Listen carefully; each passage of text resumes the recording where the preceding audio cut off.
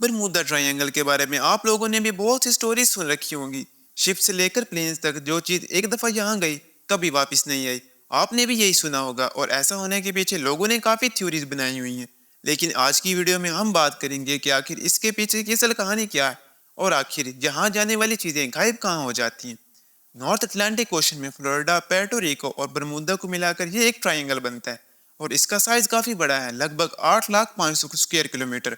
और ये रीजन यहाँ होने वाले मिस्टीरियस फिनोमेना की वजह से मशहूर है, क्योंकि यहाँ गायब होने वाली अक्सर शिप्स का आज तक कुछ पता नहीं चला और जो शिप्स मिलती हैं उनमें जो चीज़ें देखी जाती हैं वो देखकर यकीन नहीं आता और लोगों ने इसके बारे में थ्योरीज बनाई हुई हैं, जैसा कि एलियन और सी मॉन्स्टर्स। और इसी वजह से इसे डेविल्स ट्रायंगल भी कहा जाता है। 1944 में अमेरिकन नेवी को बरमूदा ट्रायंगल में फ्लोरिडा के पास एक शिप मिली।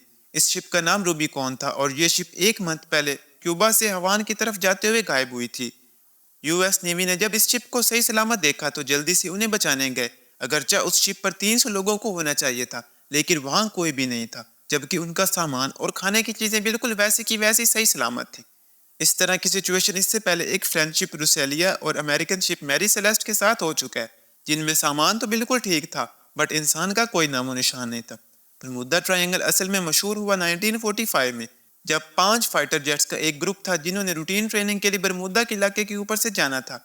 लेकिन ये सारे जेट्स मिस्टीरियस तरीके से गायब हो गए और उस वक्त के बाद आज तक ना तो इन जेट्स का और ना ही इनके पायलट्स का कुछ पता चल सका।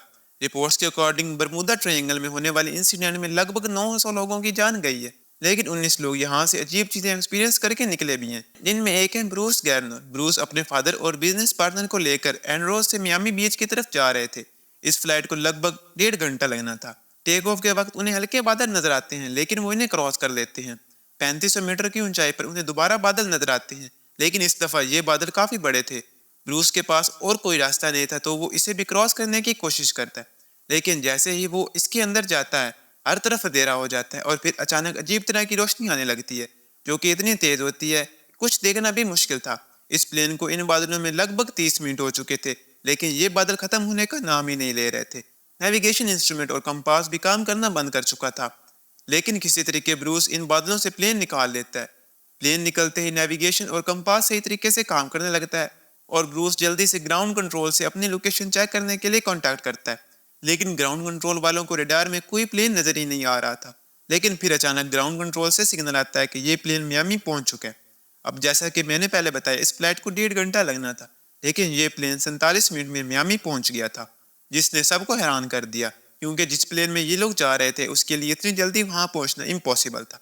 2005 में एक पाइपर पीए प्लेन बरमूदा ट्रायंगल के पास से गायब हो गए, जिसमें 3 लोग सवार थे। इसके अलावा 2007 में एक और पाइपर पीए प्लेन बैरी आइलैंड के करीब गायब हो गया था। तो ये है कुछ बड़े और मशहूर इंसिडेंट। इसके अलावा इस रीजन में कई छोटे इंसिडेंट्स भी हो चुके हैं।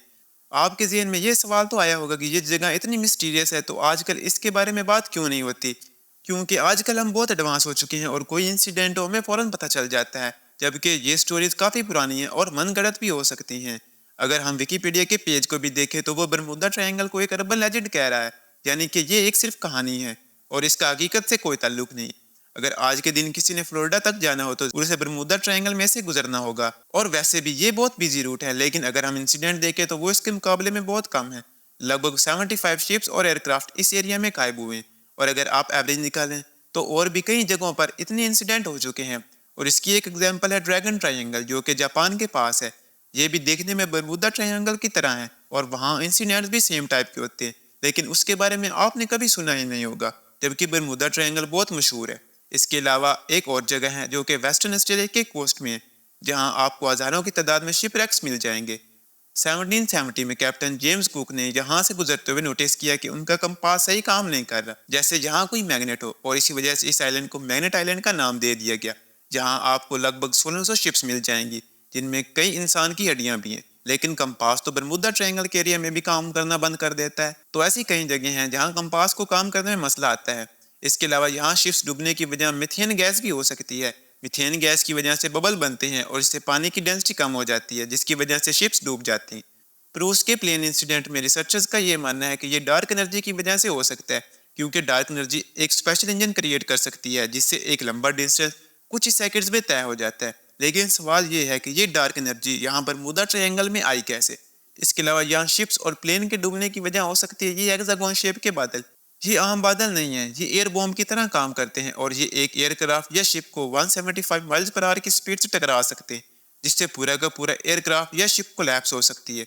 इसके अलावा डी.आर. कार्ल ने इस एरिया पर काफ़ी साल रिसर्च की तो वो इस नतीजे पे पहुंचे कि ये सिर्फ ह्यूमन एरर और बैड वेदर की वजह से होने वाले इंसिडेंट हैं।